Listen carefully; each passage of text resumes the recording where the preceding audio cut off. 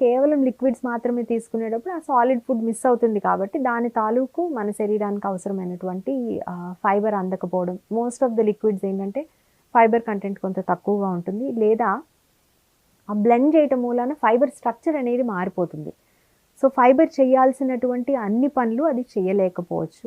అది one of the down sides of liquid diet. Any kind of liquid diet. అది మీరు ఆకుకూరల్ని, కాయగూరల్ని స్మూదీలుగా తీసుకున్నా, ఓట్స్ కానీ ఇట్లాంటివి ఏమైనా అందులో వేసినా గానీ వాటన్నిటి వలన గూడా ఫైబర్ స్ట్రక్చర్ మారడం వలన, ఫైబర్ వలన మనకొచ్చే బెనిఫిట్స్ అన్నీ గూడా పూర్తిగా అందవు లిక్విడ్ డైట్స్ తోటి. నెక్స్ట్ వచ్చేసి ఈ లిక్విడ్ ఫుడ్స్‌కి, సాలిడ్ ఫుడ్స్‌కి సెటైటీలో తేడాలుంటాయి. సెటైటీ అంటే సంతృప్తి అనమాట. అంటే ఏదైనా ఆహారం తీసుకున్నప్పుడు కడుపు నిండినటువంటి ఫీలింగ్. ఈ సెటైటీ అన్నది మనకి ఎంత ఎక్కువ సేపు ఉంటే మన వెయిట్ మేనేజ్‌మెంట్ అన్నది అంత తేలిగ్గా అవుతుంది. లిక్విడ్ ఫుడ్స్‌తో సెటైటీ అనేది కొంత తక్కువగా